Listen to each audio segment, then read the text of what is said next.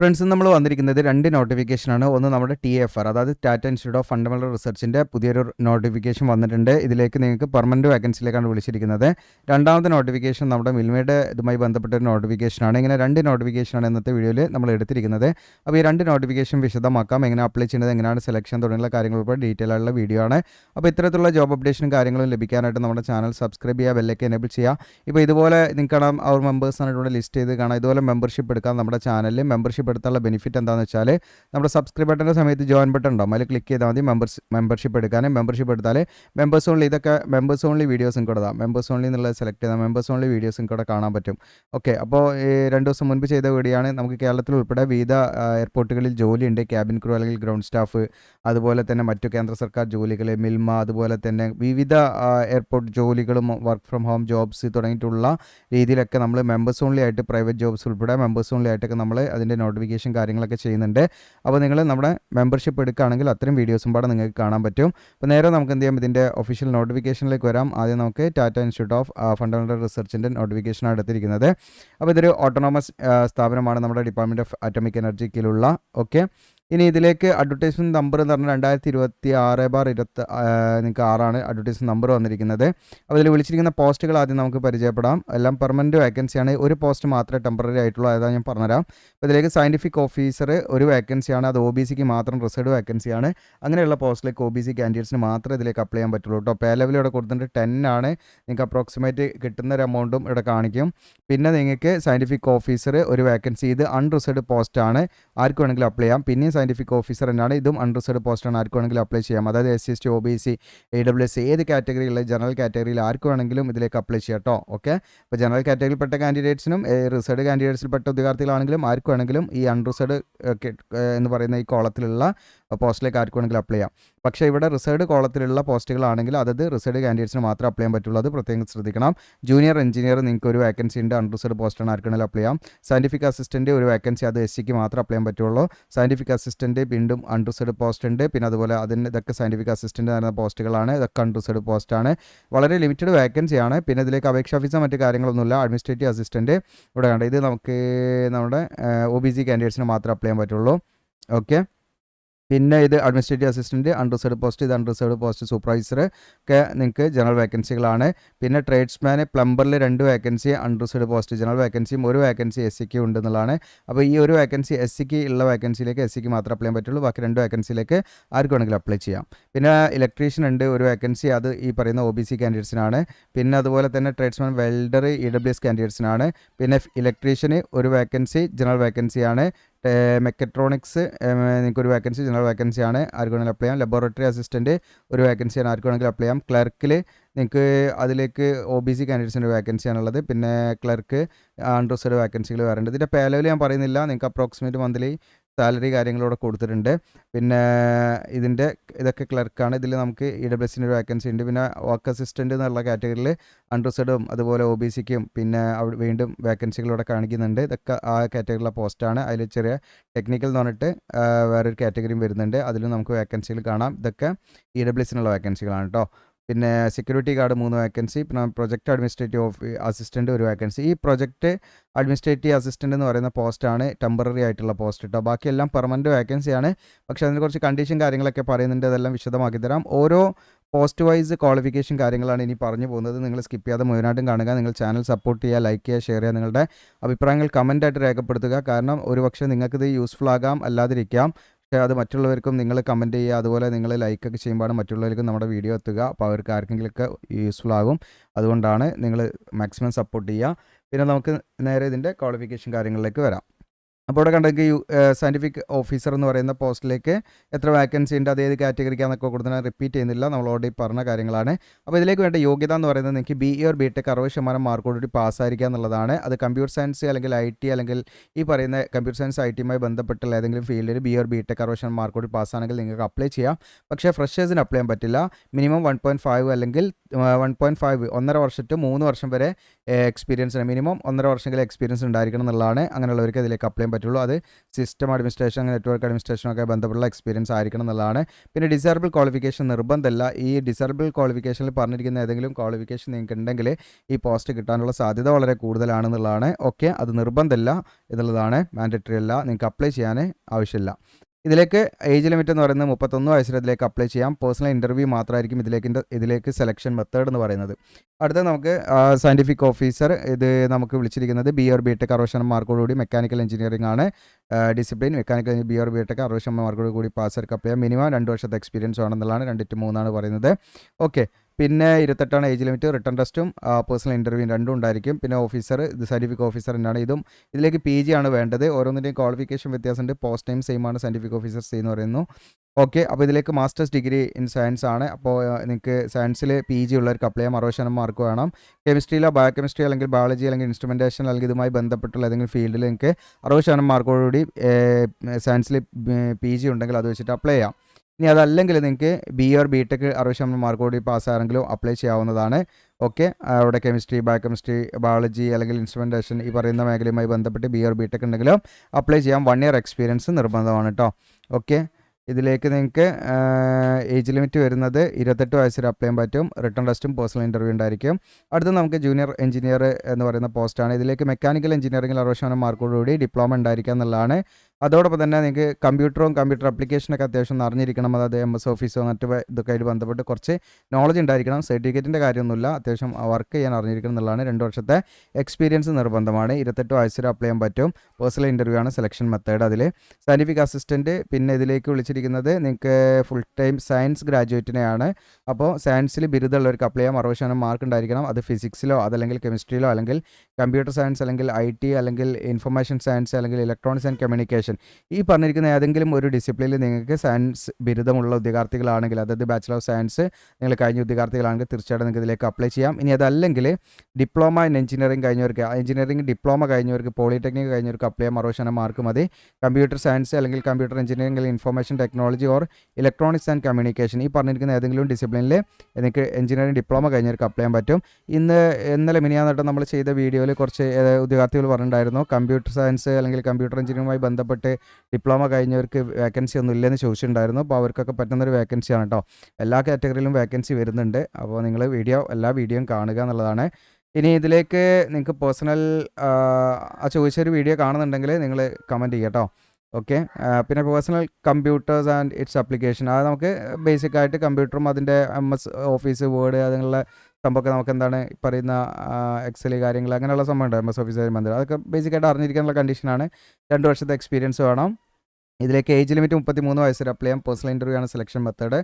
അടുത്ത സയൻറ്റിഫിക് അസിസ്റ്റൻറ്റിൽ വരുന്നത് നമുക്ക് സയൻസ് ഗ്രാജുവേറ്റ് തന്നെയാണ്. ഈ പറഞ്ഞ 60% മാർക്കോടുകൂടി ഫിസിക്സ് ഓർ കെമിസ്ട്രി അല്ലെങ്കിൽ കമ്പ്യൂട്ടർ സയൻസ് അല്ലെങ്കിൽ IT പറഞ്ഞിരിക്കുന്ന ഏതെങ്കിലും ഡിസിപ്ലിനിൽ നിങ്ങൾക്ക് എന്താണ് സയൻസിലുള്ള, അതായത് സയൻസ് ഗ്രാജുവേറ്റ് ആയിരിക്കുക, ബാച്ചലർ ഓഫ് സയൻസ് കഴിഞ്ഞിരിക്കുക എന്നുള്ളതാണ്. ഇനി അതല്ലെങ്കിൽ നിങ്ങൾക്ക് ഈ പറയുന്ന ഡിപ്ലോമ ഇൻ എഞ്ചിനീയറിംഗ് കഴിഞ്ഞവർക്ക് അപ്ലൈ ചെയ്യാം. കമ്പ്യൂട്ടർ എഞ്ചിനീയറിംഗ് അല്ലെങ്കിൽ IT-യിൽ നിങ്ങൾക്ക് ഡിപ്ലോമ കഴിഞ്ഞവരാണെങ്കിൽ അപ്ലൈ ചെയ്യാവുന്നതാണ്. 60% മാർക്ക് വേണം. പിന്നെ 1 ഇയർ എക്സ്പീരിയൻസ് നിർബന്ധമാണ്. ഇതിൻ്റെ ഏജ് ലിമിറ്റ് 28 വയസ്സ് വരെ ഇതിലേക്ക് അപ്ലൈ ചെയ്യാൻ പറ്റും. റിട്ടൺ എക്സാമിനേഷനും പേഴ്സണൽ ഇൻ്റർവ്യൂ ആണ് ഉണ്ടായിരിക്കുക. പിന്നെ ഇതിൻ്റെ സയൻറ്റിഫിക് അസിസ്റ്റൻ്റ് അടുത്ത് വന്നിരിക്കുന്നത് നിങ്ങൾക്ക് സയൻസ് ഗ്രാജുവേറ്റ് തന്നെയാണ്. 60% മാർക്കോട് ഫിസിക്സ് അല്ലെങ്കിൽ എഞ്ചിനീയറിംഗ് ഫിസിക്സ് അല്ലെങ്കിൽ ഇലക്ട്രോണിക്സ് അല്ലെങ്കിൽ റേഡിയോ ഫിസിക്സ് അല്ലെങ്കിൽ ഒപ്റ്റിക്സ്, ഇതാണ് പറഞ്ഞ ഏതെങ്കിലും ഡിസിപ്ലിനിൽ നിങ്ങൾക്ക് സയൻസ് ബിരുദം ഉണ്ടായിരിക്കുക എന്നുള്ളതാണ്. അതല്ലെങ്കിൽ നിങ്ങൾക്ക് എഞ്ചിനീയറിംഗ് ഡിപ്ലോമ 60% മാർക്കോടുകൂടി ഇലക്ട്രോണിക്സ് ആൻഡ് കമ്മ്യൂണിക്കേഷനോ ഇലക്ട്രോണിക്സ് ആൻഡ് ഇൻസ്ട്രുമെൻറ്റേഷനോ ഇൻഡസ്ട്രിയൽ ഇലക്ട്രോണിക്സോ അല്ലെങ്കിൽ ഈ പറയുന്ന ഒപ്റ്റോ ഇലക്ട്രോണിക്സോ അതിലേതെങ്കിലും എന്താണ് ഡിസിപ്ലിനിൽ നിങ്ങൾക്ക് എഞ്ചിനീയറിംഗ് ഡിസിപ്ലിനിൽ ഡിപ്ലോമ ഉള്ളവർക്ക് അപ്ലൈ ചെയ്യാൻ പറ്റും. 60% മാർക്ക് വേണം. പിന്നെ കമ്പ്യൂട്ടർ ആൻഡ് ആപ്ലിക്കേഷനൊക്കെ നമുക്ക് നോളജ് ഉണ്ടായിരിക്കണം എന്നുള്ളതാണ്. മിനിമം 1 ഇയർ എക്സ്പീരിയൻസ് വേണം എന്നുള്ളതാണ് കേട്ടോ. പിന്നെ ഏജ് ലിമിറ്റ് വരുന്നത് നമുക്ക് 28 വയസ്സിൽ അപ്ലൈ ചെയ്യാൻ പറ്റും. റിട്ടൺ ടെസ്റ്റും പേഴ്സണൽ ഇൻ്റർവ്യൂവും കാര്യങ്ങളൊക്കെ ആയിരിക്കും. ചിലപ്പം പേഴ്സണൽ ഇൻ്റർവ്യൂ മാത്രവും ആകാം കേട്ടോ. ഇനി അഡ്മിനിസ്ട്രേറ്റീവ് അസിസ്റ്റൻറ്റിൽ നമുക്ക് ഏതെങ്കിലും വിഷയത്തിൽ ഡിഗ്രി 55% മാർക്കോടുകൂടി പാസ്സായിരിക്കുക എന്നുള്ളതാണ്. വേർഡ് പ്രോസസ്സിംഗ് ഓർ ഡാറ്റാബേസ് അക്കൗണ്ടിങ്ങിലുള്ള ആ ഒരു പ്രൊസീജിയേഴ്സൊക്കെ അറിഞ്ഞിരിക്കണം എന്നുള്ളതാണ് കേട്ടോ. അപ്പോൾ വേർഡ് പ്രോസസ്സിംഗ് അല്ലെങ്കിൽ ഡാറ്റാബേസ് അല്ലെങ്കിൽ അക്കൗണ്ടിങ് പറയുന്ന ഏതെങ്കിലും ഒരു മേഖലയിൽ നമുക്ക് നല്ല അറിവുണ്ടായിരിക്കണം എന്നുള്ളതാണ്. 5 വർഷത്തെ എക്സ്പീരിയൻസ് വേണം കേട്ടോ. ഇതൊക്കെ 5 വർഷത്തെ എക്സ്പീരിയൻസ് ആണ്. 33 ഏജ് ലിമിറ്റ്. ഇതും അതേ സെയിം പോസ്റ്റാണ്. 5 വർഷത്തെ എക്സ്പീരിയൻസ് ആണ്. നമ്മൾ 5 വർഷത്തെ എക്സ്പീരിയൻസ് നമ്മൾ എടുക്കുന്നില്ല. അങ്ങനെ എക്സ്പീരിയൻസ് ഉള്ള വിദ്യാർത്ഥികളുടെ കമൻറ്റ് ചെയ്യാം കേട്ടോ. പിന്നെ സൂപ്പർവൈസറാണ്. ഇതിലേക്ക് നിങ്ങൾക്ക് അപ്ലൈ ചെയ്യാൻ 3 ഇയർ ഡ്യൂറേഷനുള്ള ഡിഗ്രിയാണ്. ഹോസ്പിറ്റാലിറ്റി മാനേജ്മെൻറ്റ് അല്ലെങ്കിൽ അതിന് ഇക്വലൻ്റ് ആയിട്ടുള്ള 3 ഇയർ ഡ്യൂറേഷനുള്ള ഡിഗ്രി ഉണ്ട്. നിങ്ങൾക്ക് ഇതിലേക്ക് അപ്ലൈ ചെയ്യാൻ പറ്റും. 2 വർഷത്തെ എക്സ്പീരിയൻസ് വേണം സൂപ്പർവൈസർ മാനേജർ ആയിട്ടുള്ള. അതുപോലെ തന്നെ കമ്പ്യൂട്ടറൊക്കെ അത്യാവശ്യം യൂസ് ചെയ്യാൻ അറിഞ്ഞിരിക്കണം. കമ്മ്യൂണിക്കേഷൻ സ്കില്ലുണ്ടായിരിക്കണം. ഓക്കെ. ഏജ് ലിമിറ്റ് 28 വയസ്സ് വരെ അപ്ലൈ ചെയ്യാൻ പറ്റും. റിട്ടൺ ടെസ്റ്റ്, സ്കിൽ ടെസ്റ്റ് ഉണ്ടായിരിക്കും. ട്രേഡ്സ്മാൻ പ്ലംബറാണ്. അപ്പോൾ ട്രേഡ്സ്മാനിൽ തന്നെ പല കാറ്റഗറി ഉണ്ട്. പ്ലംബറിലേക്ക് നിങ്ങൾക്ക് അപ്ലൈ ചെയ്യാൻ വേണ്ട ക്വാളിഫിക്കേഷൻ എന്താണ് ITI സർട്ടിഫിക്കറ്റ് 60% മാർക്കോട് ട്രേഡ് സർട്ടിഫിക്കറ്റ് ഉണ്ടായിരിക്കുക എന്നുള്ളതാണ് പ്ലംബറിൽ. അത് പ്ലസ് 2 വർഷത്തെ എക്സ്പീരിയൻസും വേണം. അതല്ലെങ്കിൽ നിങ്ങൾക്ക് പ്ലംബറിൽ അപ്രൻറ്റീഷിപ്പ് സർട്ടിഫിക്കറ്റ് ഉണ്ടെങ്കിൽ, നാഷണൽ അപ്രൻറ്റീഷിപ്പ് സർട്ടിഫിക്കറ്റ് 60% മാർക്കോടുകൂടി നിങ്ങൾക്ക് ഉണ്ടെങ്കിൽ അത് വെച്ചിട്ട് അപ്ലൈ ചെയ്യാൻ 1 ഇയർ എക്സ്പീരിയൻസ് മതി. അങ്ങനെയാണെങ്കിൽ അപ്രൻറ്റീഷിപ്പ് ആണെങ്കിൽ 1 ഇയർ എക്സ്പീരിയൻസ് മതി. IT ആണെങ്കിൽ 2 വർഷത്തെ എക്സ്പീരിയൻസ് വേണം കേട്ടോ. 28 വയസ്സ് വരെ അപ്ലൈ ചെയ്യാൻ പറ്റും. ജനറൽ കാൻഡിഡേറ്റ്സ് ആണെങ്കിൽ, ഇപ്പോൾ SC കാൻഡിഡേറ്റ്സ് ആണെങ്കിൽ അവർക്ക് 33 വയസ്സ് വരെ അപ്ലൈ ചെയ്യാൻ പറ്റും. അപ്പോൾ എല്ലാ പോസ്റ്റിലേക്കും റിസർവ്ഡ് വാക്കൻസിയിലേക്ക് അപ്ലൈ ചെയ്യുകയാണെങ്കിൽ അതിനനുസരിച്ചുള്ള ഏജ് റിലാക്സേഷൻ കാര്യങ്ങളുണ്ടാവും കേട്ടോ. ജനറൽ വാക്കൻസിയിലേക്ക് അപ്ലൈ ചെയ്യുന്നവർക്ക് ഈ പറയുന്ന ഏജ് ലിമിറ്റാണ് ഉണ്ടാകും അതിൽ കൊടുത്തിരിക്കുന്ന. അപ്പോൾ ഇതിലേക്ക് written test and trade test ഉണ്ടാവും. പിന്നെ ഇത് ഇലക്ട്രീഷ്യനാണ് ട്രേഡ്സ്മാനിൽ. ഇതുപോലെ തന്നെ നേരത്തെ നമ്മൾ പറഞ്ഞ പോലെ ITI വെച്ചിട്ട് 60% മാർക്കോടെ ഇലക്ട്രീഷ്യൻ ട്രേഡിൽ ITI ഉള്ളവർക്ക് അപ്ലൈ ചെയ്യാൻ 2 വർഷത്തെ എക്സ്പീരിയൻസ് വേണം. അപ്രൻറ്റീഷിപ്പ് ഇലക്ട്രീഷ്യൻ ഉണ്ടെങ്കിൽ അത് വെച്ചിട്ട് അപ്ലൈ ചെയ്യാം. ITIയുടെ ആവശ്യമില്ല. 1 ഇയർ എക്സ്പീരിയൻസും മതി. ഓക്കെ. അപ്പോൾ ആ രീതിയിൽ അപ്ലൈ ചെയ്യാൻ പറ്റും. അപ്പോൾ 2 രീതിയിലാണ് ഈ ട്രേഡ്സ്മാൻ എന്ന് പറയുന്ന പോസ്റ്റിലേക്ക് അപ്ലൈ ചെയ്യുക. 2 രീതിയിലാണോ നിങ്ങൾക്ക് ITI വെച്ചിട്ട് അപ്ലൈ ചെയ്യാം. ITI വെച്ചിട്ട് അപ്ലൈ ആണെങ്കിൽ 2 വർഷത്തെ എക്സ്പീരിയൻസ് വേണം. അപ്രൻറ്റീഷിപ്പ് വെച്ചിട്ട് അപ്ലൈ ആണെങ്കിൽ നിങ്ങൾക്ക് 1 വർഷത്തെ എക്സ്പീരിയൻസ് മതി കേട്ടോ. നിങ്ങൾക്ക് ITIയുടെ ആവശ്യമില്ല. വെറും അപ്രൻറ്റീഷിപ്പ് മാത്രം വെച്ചിട്ടും നിങ്ങൾക്ക് എന്ത് ചെയ്യാം, ഇതിലേക്ക് അപ്ലൈ ചെയ്യാവുന്നതാണ്. അതായത് അപ്രൻറ്റീഷിപ്പ് പ്ലസ് 1 ഇയർ എക്സ്പീരിയൻസ് വെച്ചിട്ട് കേട്ടോ. 31 വയസ്സിൽ അപ്ലൈ ചെയ്യാൻ പറ്റും. Written test and trade test ഉണ്ടായിരിക്കും. പിന്നെ ട്രേഡ്സ്മാൻ വെൽഡറാണ്. നേരത്തെ പറഞ്ഞ പോലെ വെൽഡറിൽ ITI plus 2 year experience percentage വേണം 60%. ഇനി അതല്ലെങ്കിൽ വെൽഡറിൽ നിങ്ങൾക്ക് അപ്രൻറ്റീഷിപ്പ് പ്ലസ് 1 ഇയർ എക്സ്പീരിയൻസ് അത് വെച്ചിട്ട് അപ്ലൈ ചെയ്യാം. 28 വയസ്സിൽ അപ്ലൈ ചെയ്യാം. റിട്ടൺ ടെസ്റ്റും ട്രേഡ് ടെസ്റ്റും ഉണ്ടാവും. ദെൻ ഇലക്ട്രീഷ്യനാണ്. ഇതിലേക്ക് നിങ്ങൾക്ക് ഇലക്ട്രീഷ്യൻ ട്രേഡിൽ ITI പ്ലസ് 2 ഇയർ എക്സ്പീരിയൻസ് വെച്ചിട്ട് അപ്ലൈ ചെയ്യാം. അതല്ലെങ്കിൽ അപ്രൻറ്റീഷിപ്പ് പ്ലസ് 1 ഇയർ എക്സ്പീരിയൻസ് വെച്ച് അത് വെച്ച് അപ്ലൈ ചെയ്യാവുന്നതാണ്. 28 ആണ് ഏജ് ലിമിറ്റ് വരുന്നത്. Written test, skill test, trade test ഉണ്ടാവും.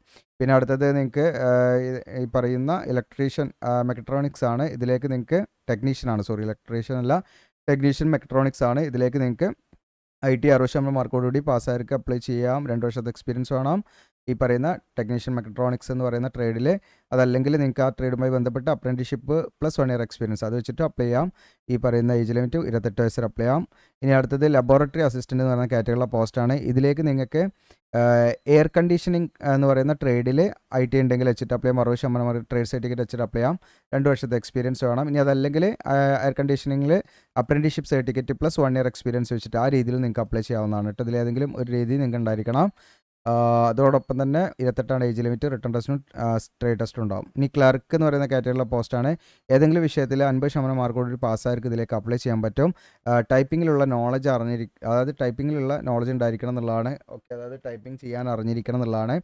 പിന്നെ നിങ്ങൾക്ക് നിങ്ങളുടെ പേഴ്സണൽ കമ്പ്യൂട്ടർ അതിൻ്റെ അപ്ലിക്കേഷനൊക്കെ നിങ്ങൾക്ക് അറിയുമെന്നതിന് തെളിവായിട്ട് നമ്മുടെ കയ്യിൽ സർട്ടിഫിക്കറ്റ് വേണം കേട്ടോ. അതിന് ഗവൺമെൻറ് റെക്കഗ്നൈസ്ഡ് സ്ഥാപനത്തിൽ നമ്മൾ കമ്പ്യൂട്ടറുമായി ബന്ധപ്പെട്ട് കമ്പ്യൂട്ടർ അപ്ലിക്കേഷനൊക്കെ ബന്ധപ്പെട്ട് പഠിച്ചതിനുള്ള ആ ഒരു തെളിവായിട്ട് നമ്മുടെ അടുത്ത് സർട്ടിഫിക്കറ്റും വേണം അതിന് അപ്ലൈ ചെയ്യണമെങ്കിൽ കേട്ടോ. അത് നിർബന്ധമാണ്. 1 ഇയർ എക്സ്പീരിയൻസ് ഉണ്ടെങ്കിൽ നിങ്ങൾക്ക് അപ്ലൈ ചെയ്യാൻ പറ്റുള്ളൂ. ഏജ് ലിമിറ്റ് 31 വയസ്സിൽ അപ്ലൈ ചെയ്യാം. Written test and skill test. പിന്നെ അടുത്തതും ക്ലർക്കാണ്. സെയിം ക്വാളിഫിക്കേഷൻ കാര്യങ്ങൾ തന്നെയാണ് കേട്ടോ. ഓക്കെ. പിന്നെ അടുത്തും ക്ലർക്ക് തന്നെയാണ്. ഇതും സെയിം ആണ്, നമ്മൾ റിപ്പീറ്റ് ചെയ്യുന്നില്ല. അതും ക്ലർക്ക് എന്ന് പറയുന്ന പോസ്റ്റാണ്. അടുത്ത വർക്ക് അസിസ്റ്റൻ്റ് ആണ്. ഇതിലേക്ക് നിങ്ങൾക്ക് 10ാം ക്ലാസ് പാസ്സായവർക്ക് അപ്ലൈ ചെയ്യാം. മിനിമം 1 ഇയർ എക്സ്പീരിയൻസ് നിർബന്ധമാണ് കേട്ടോ. റെപ്യൂട്ടഡ് ക്യാൻറ്റീൻ ഓർ കാറ്ററിംഗ് സ്ഥാപനത്തിലുള്ള 1 ഇയർ എക്സ്പീരിയൻസ് ഉണ്ടായിരിക്കണം. 10ാം ക്ലാസ് മാത്രം മതി ഇതിലേക്ക് അപ്ലൈ ചെയ്യാൻ. 28 മിനിമം, അതായത് മാക്സിമം ഏജ് ലിമിറ്റ് വരുന്നത്. ജനറൽ കാൻഡിഡേറ്റ്സ് ആണെങ്കിൽ OBCക്ക് ഇതിലേക്ക് അപ്ലൈ ചെയ്യാനുള്ള വേക്കൻസി ഉണ്ട്. അതുകൊണ്ട് 31 വയസ്സ് വരെ അവർക്ക് ഇതിലേക്ക് എന്ത് ചെയ്യാൻ പറ്റും, അപ്ലൈ ചെയ്യാൻ പറ്റും. Written test or skill test ആണ്. പിന്നെ അടുത്ത വർക്ക് അസിസ്റ്റൻറ്റ്, അതായത് സെയിം പോസ്റ്റ് തന്നെയാണ്. വീണ്ടും റിപ്പീറ്റ് ചെയ്യുന്നില്ല. അതൊക്കെ അതേ സെയിം പോസ്റ്റാണ്. വർക്ക് അസിസ്റ്റൻറ്റ് തന്നെയാണ്. 10ാം ക്ലാസ് പ്ലസ് 1 ഇയർ എക്സ്പീരിയൻസും മതി ഇതിലേക്ക് അപ്ലൈ ചെയ്യാൻ. അടുത്ത വർക്ക് അസിസ്റ്റൻറ്റിലേക്ക് നിങ്ങൾക്ക് അപ്ലൈ ചെയ്യാൻ ഒന്നെങ്കിൽ 10ാം ക്ലാസ് വെച്ചിട്ട് അപ്ലൈ ചെയ്യാം, അല്ലെങ്കിൽ ITI വെച്ചിട്ട് അപ്ലൈ ചെയ്യാൻ പറ്റും. അതായത് ഈ പറയുന്ന എയർ കണ്ടീഷൻ ട്രേഡിൽ ITI ഉണ്ടെങ്കിൽ അത് വെച്ചിട്ട് അപ്ലൈ ചെയ്യാം. 1 ഇയർ എക്സ്പീരിയൻസ് ഉണ്ടായിരിക്കണം. എയർ കണ്ടീഷനുമായി ബന്ധപ്പെട്ട് 28 ഏജ് ലിമിറ്റ് വരുന്നത്. റിട്ടൺ ടെസ്റ്റ്, ട്രേഡ് ടെസ്റ്റ് ഉണ്ടാവും. പിന്നെ വർക്ക് അസിസ്റ്റൻറ്റ് ടെക്നിക്കൽ കാറ്റഗറിയിൽ നമുക്ക് 10ാം ക്ലാസ് വെച്ചിട്ട് അപ്ലൈ, അതായത് പെയിൻറ്ററിലേക്ക് 10ാം ക്ലാസ്, അതല്ലെങ്കിൽ നിങ്ങൾക്ക് ITI വെച്ചിട്ട് ട്രേഡ് സർട്ടിഫിക്കറ്റ് ഉണ്ട് അത് വെച്ചിട്ട് അപ്ലൈ ചെയ്യാം. പെയിൻറ്ററിൽ കേട്ടോ. 1 ഇയർ എക്സ്പീരിയൻസും വേണമെന്നുള്ളതാണ്. ഓക്കെ. 28 വയസ്സിൽ അപ്ലൈ ചെയ്യാൻ പറ്റും. പ്ലംബറും ഇതുപോലെ തന്നെയാണ്. 10ാം ക്ലാസ്സോ അല്ലെങ്കിൽ ITI വെച്ചിട്ട് അപ്ലൈ ചെയ്യാം. 1 ഇയർ എക്സ്പീരിയൻസ് നിർബന്ധമാണ് കേട്ടോ. ഓക്കെ. 28 age limit. അടുത്ത ഫിറ്ററും അതുപോലെ തന്നെയാണ്, സെയിം രീതിയിൽ തന്നെയാണ് ക്വാളിഫിക്കേഷൻ. പിന്നെ അടുത്തത് സെക്യൂരിറ്റി ഗാർഡാണ്. സെക്യൂരിറ്റി ഗാർഡിലേക്ക് നിങ്ങൾക്ക് അപ്ലൈ ചെയ്യണമെങ്കിൽ 10ാം ക്ലാസ് മതി എഡ്യൂക്കേഷൻ ക്വാളിഫിക്കേഷൻ. പക്ഷേ 3 ഇയർ എക്സ്പീരിയൻസ് നിർബന്ധമാണ്. അത് ഡിഫൻസ് അല്ലെങ്കിൽ CRPF അല്ലെങ്കിൽ ഈ പറയുന്ന സെക്യൂരിറ്റി വർക്കുമായി ബന്ധപ്പെട്ടൊക്കെയുള്ള ഒരു എക്സ്പീരിയൻസ് വേണമെന്നുള്ളതാണ് 3 ഇയർ. പിന്നെ അതുപോലെ തന്നെ fire fighting training, first aid സർട്ടിഫിക്കറ്റോ അല്ലെങ്കിൽ NCC സർട്ടിഫിക്കറ്റോ അല്ലെങ്കിൽ civil defence training, home guard training certificate ഒക്കെ ഉണ്ടായിരിക്കണം എന്നുള്ളതാണ്. പിന്നെ പേഴ്സണൽ കമ്പ്യൂട്ടറും ആപ്ലിക്കേഷനൊക്കെ ഉപയോഗിക്കാനുള്ള ഒരു നോളജ് ഉണ്ടായിരിക്കണം. പിന്നെ മെയിൽ കാൻഡിഡേറ്റ്സ് ആണെങ്കിൽ physical standard height 125 centimetre minimum, chest 80 to 85 centimetre ഉണ്ടായിരിക്കണം എന്നുള്ളതാണ്. ഓക്കെ. പിന്നെ കണ്ണൊക്കെ 2 കണ്ണും നമുക്ക് ഇപ്പം കറക്റ്റ് ചെയ്താൽ 6/6ഉം, ഇനി കറക്റ്റ് ചെയ്യാതെ നമുക്ക് വിത്തൗട്ട് ഈ പറയുന്ന കണ്ണട അല്ലെങ്കിൽ നമ്മൾ ഈ പറയുന്ന ലെൻസിലൊക്കെ നമുക്ക് 6/9 അറ്റ്ലീസ്റ്റ് ഉണ്ടായിരിക്കണം എന്നുള്ളതാണ് കേട്ടോ. ഓക്കെ. അപ്പോൾ അതൊക്കെ വെച്ച് കറക്റ്റ് ചെയ്താൽ 2 കണ്ണിനും 6/6 ഉണ്ടായിരിക്കണം. ഫീമെയിൽ ആണെങ്കിൽ അവർക്ക് ഇത് കൊടുത്തിട്ടുണ്ട്, ഹൈറ്റും മറ്റു കാര്യങ്ങളൊക്കെ. എക്സ്പീരിയൻസ്ഡ് ആയുള്ള കാൻഡിഡേറ്റ്സ് ഉണ്ടെങ്കിൽ അത് നോക്കുക. പിന്നെ അവർക്ക് ഫിസിക്കൽ എഫിഷ്യൻസി ടെസ്റ്റ് ഉണ്ടാവും കേട്ടോ, സെക്യൂരിറ്റി ഗാർഡ് എന്ന് പറയുന്ന പോസ്റ്റിലേക്ക്. ഓക്കെ. സെക്യൂരിറ്റി ഗാർഡിലേക്ക് ഫിസിക്കൽ എഫിഷ്യൻസി ടെസ്റ്റ് ഉണ്ടാവും, അതും ഇതിൽ കൊടുത്തിട്ടുണ്ട്, ചെക്ക് ചെയ്യാവുന്നതാണ്. 28 വയസ്സ് വരെ അപ്ലൈ ചെയ്യാൻ പറ്റും. ഇനി അടുത്തത് പ്രൊജക്ട് അഡ്മിനിസ്ട്രേറ്റീവ് അസിസ്റ്റൻ്റ് ആണ്, ലാസ്റ്റ് പോസ്റ്റാണ്. ഏതെങ്കിലും വിഷയത്തിൽ 55% മാർക്കോടുകൂടി പാസ്സാർക്ക് ഇതിലേക്ക് അപ്ലൈ ചെയ്യാം. ഡിഗ്രി കേട്ടോ, 5 വർഷത്തെ എക്സ്പീരിയൻസ് നിർബന്ധമാണ്. ഇത്രയാണ് പോസ്റ്റ് വരുന്നത്. ഇനി ഇതിൻ്റെ പോസ്റ്റിംഗ് എന്ന് പറയുന്നത് നമുക്ക് ഇവിടെയാണ്, TAFR കാണാൻ, കൊളബ, മുംബൈ ആണ് കേട്ടോ ഇതിൻ്റെ പോസ്റ്റിംഗ് ലൊക്കേഷൻ എന്ന് പറയുന്നത്. അത് ട്രാൻസ്ഫർ ചെയ്യാവുന്ന കാറ്റഗറിയിലുള്ള പോസ്റ്റ് തന്നെയാണ്, എവിടേക്ക് വേണമെങ്കിലും നമുക്ക് ട്രാൻസ്ഫർ കിട്ടാവുന്ന പോസ്റ്റുകളൊക്കെ തന്നെയാണ്.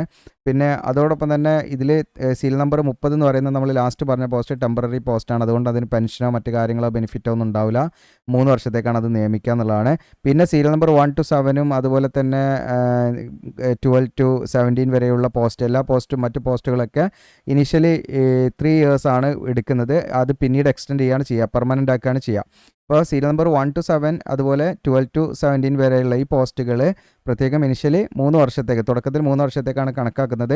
അതിൽ ആദ്യത്തെ 1 വർഷം പ്രൊബേഷൻ ഉൾപ്പെടെയാണ്. പിന്നെ നിങ്ങൾ ഈ 3 വർഷം സക്സസ്ഫുള്ളി നിങ്ങൾ കംപ്ലീറ്റ് ചെയ്താൽ നിങ്ങൾക്ക് കംപ്ലീറ്റ് ആയിട്ട് അതിൻ്റെ റിവ്യൂ കാര്യങ്ങളുണ്ട്, നിങ്ങളുടെ പെർഫോമൻസ് കാര്യങ്ങളൊക്കെ നോക്കിയിട്ടാണ് നിങ്ങളെ പെർമനൻ്റ് ആക്കുക. ഓക്കെ. പിന്നെ നിങ്ങൾക്ക് റിട്ടയർമെൻറ്റ് ഏജ് വരെ നിങ്ങൾക്ക് എന്ത് ചെയ്യാൻ പറ്റും, തുടരാൻ പറ്റും. സക്സസ്ഫുള്ളി റിവ്യൂ ആയാൽ നിങ്ങളുടെ പെർഫോമൻസ് എല്ലാം സാറ്റിസ്ഫൈഡ് ആണെങ്കിൽ നിങ്ങൾക്ക് എന്ത് ചെയ്യാം, ഈ 3 വർഷം കഴിഞ്ഞിട്ട് അത് റിവ്യൂ ചെയ്യും. അത് അപ്പം ഓക്കെ ആണെങ്കിൽ നിങ്ങൾക്ക് ഈ പറയുന്ന പെൻഷനും മറ്റ് ബെനിഫിറ്റും കാര്യങ്ങളൊക്കെ കിട്ടും കേട്ടോ. ഓക്കെ. റിട്ടയർമെൻറ്റ് വരെ നിങ്ങൾക്ക് എന്ത് ചെയ്യാം, അതിൽ തുടരാൻ പറ്റും. പിന്നെ ഓൺലൈനായിട്ടാണ് നമ്മൾ അപ്ലൈ ചെയ്യേണ്ടത്. ഓൺലൈൻ അപ്ലൈ ചെയ്യേണ്ട ലാസ്റ്റ് ഡേറ്റ് ജൂലൈ 4 എന്നുള്ളതാണ്. ഓക്കെ. അപ്പോൾ ഇത്തരം വേക്കൻസിയെക്കുറിച്ചൊക്കെ നമ്മൾ അപ്ഡേറ്റ് ചെയ്യണോ ചെയ്യേണ്ടത്, അതായത് ഇതിലൊക്കെ ചെറിയ ചെറിയ എക്സ്പീരിയൻസ് ചോദിക്കുന്നുണ്ടല്ലോ. അപ്പോൾ അതുകൊണ്ട് നിങ്ങളുടെ ഒരു അഭിപ്രായം പാടെ പറയട്ടോ. കാരണം നമുക്ക് ഇത്തരം വീഡിയോസ് ചെയ്യാൻ പറഞ്ഞാൽ ഭയങ്കരമായിട്ട് എന്താണ്, ഒരുപാട് നമ്മളിരുന്ന് റെക്കോർഡ് ചെയ്യണം. കാരണം കുറേ പോസ്റ്റൊക്കെ വരുമ്പോൾ കുറേ ക്വാളിഫിക്കേഷൻ വരുമ്പോൾ അതൊക്കെയാണ് പ്രശ്നം. ഓക്കെ. ഇനി നമുക്ക് അടുത്തത് എന്താണ്, രണ്ടാമത്തെ നോട്ടിഫിക്കേഷൻ നോക്കാം. അതിന് മുൻപ് ഇതിലേക്ക് എങ്ങനെ അപ്ലൈ ചെയ്യാം, അതായത് ഈ പറയുന്ന TIFRലേക്ക് നമ്മൾ എങ്ങനെ അപ്ലൈ ചെയ്യണമെന്നാണ്. അപ്പോൾ നമ്മുടെ വീഡിയോയുടെ ഡിസ്ക്രിപ്ഷനിൽ ഞാൻ അപ്ലൈ ആവുന്നതായിട്ട് ലിങ്ക് കൊടുക്കും. അതിൽ TIFR എന്നുള്ള ഈ പേജിലേക്ക്, നമ്മുടെ ഈ പേജിലേക്ക് വരും. ഇവിടെ നമ്മുടെ സോഷ്യൽ മീഡിയ അയക്കാണ്ട് ഫോളോ ചെയ്യാൻ, താഴോട്ട് സ്ക്രോൾ ഡൗൺ ചെയ്യാൻ, നിങ്ങൾ അതിൻ്റെ ഡീറ്റെയിൽസ് കാര്യങ്ങളൊക്കെ ഇതിൽ കൊടുത്തിട്ടുണ്ട് ചെറുതായിട്ട്. അപ്പോൾ ഏറ്റവും താഴേക്ക് വന്നു കഴിഞ്ഞാൽ നിങ്ങൾക്ക് ഇവിടെ കാണാൻ പറ്റും നോട്ടിഫിക്കേഷൻ എന്ന് പറഞ്ഞിട്ട് കാണാം. അതിൽ ക്ലിക്ക് ചെയ്യാം. ആപ്ലിക്കേഷൻ ഫോം എന്ന് പറഞ്ഞിട്ട് കാണാം. ഈ ആപ്ലിക്കേഷൻ ഫോമിൻ്റെ അവിടെ നേരെ നമ്മൾ ക്ലിക്ക് ചെയ്യുക. ഓപ്പൺ, ജസ്റ്റ് ഞാൻ ഓപ്പൺ ആയി തരാം. അപ്പോൾ ആപ്ലിക്കേഷൻ ഫോം ഉണ്ട്, അവിടെ ക്ലിക്ക് ചെയ്ത് കഴിഞ്ഞാൽ നമുക്കിതാ ഈ റിക്രൂട്ട്മെൻറ്റ് എന്ന് പറഞ്ഞാൽ കൂടെ കാണാൻ പറ്റും. TIFRൻ്റെ ലോഗോസും കാണാം. ഈ റിക്രൂട്ട്മെൻറ്റ് പറഞ്ഞിട്ട് ഇതിലേക്ക് നമുക്ക് അപേക്ഷ ഫീസോ മറ്റു കാര്യങ്ങളൊന്നുമില്ല. നിങ്ങൾ എന്ത് ചെയ്യുക, ഇവിടെ ന്യൂ യൂസർ എന്നുള്ളത് ക്ലിക്ക് ചെയ്യുക. ഓൾറെഡി ലോഗിൻ ചെയ്യാനുള്ള പേജാണ് വന്നത്. ന്യൂ യൂസർ എന്നുള്ളത് ക്ലിക്ക് ചെയ്തിട്ട് മെയിൽ ഐ ഡിയും പാസ്വേഡൊക്കെ നമ്മൾ ക്രിയേറ്റ് ചെയ്തിട്ട്, മെയിൽ ഐ ഡി കൊടുത്ത് പാസ്വേഡ് ക്രിയേറ്റ് ചെയ്ത് നമ്മൾ നെക്സ്റ്റ് അടിച്ച് അങ്ങനെ രജിസ്റ്റർ ചെയ്ത് നമ്മൾ ഫില്ല് ചെയ്ത് പോകണം കേട്ടോ നമ്മുടെ അപേക്ഷ. ഓക്കെ. അപ്പോൾ അതവിടെ കഴിഞ്ഞു. ഇനി രണ്ടാമത്തെ നോട്ടിഫിക്കേഷൻ നമ്മൾ മിൽമയുടെ നോട്ടിഫിക്കേഷനാണ്. ഇതിലും ഡൗട്ടോ കാര്യമായിട്ട് ചോദിക്കാം നിങ്ങൾ.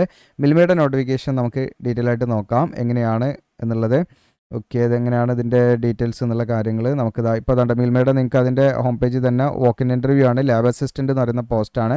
അത് ഞാൻ ജസ്റ്റ് ഒന്ന് ഓപ്പണായി കാണിക്കാം. ഓക്കെ. അപ്പോൾ ഇതാണ് മിൽമയുടെ നോട്ടിഫിക്കേഷൻ. നിങ്ങൾക്കൂടെ കാണാം, walk in interview for lab assistant Kollam ഡയറിയിലേക്കാണ് വിളിച്ചിരിക്കുന്നത്.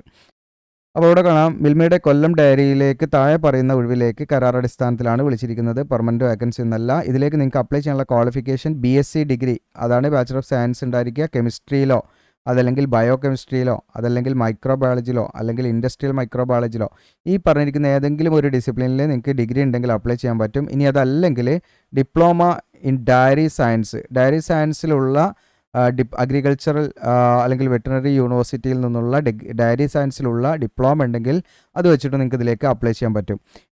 BSc ഡിഗ്രി ഹോൾഡേഴ്സ് ആണെങ്കിൽ അവർക്ക് ഈ പറയുന്ന മിനിമം 1 year എക്സ്പീരിയൻസ് ഉണ്ടായിരിക്കണം എന്നുള്ളതാണ്. ഈ ഡയറി അല്ലെങ്കിൽ ഈ പറയുന്ന ഫുഡ് പ്രോസസ്സിങ് അല്ലെങ്കിൽ ഏതെങ്കിലും എന്താണ് ലാബിലൊക്കെ ഉള്ള ഒരു എക്സ്പീരിയൻസ് ഉണ്ടായിരിക്കണം. ഒരു വേക്കൻസിയാണ്.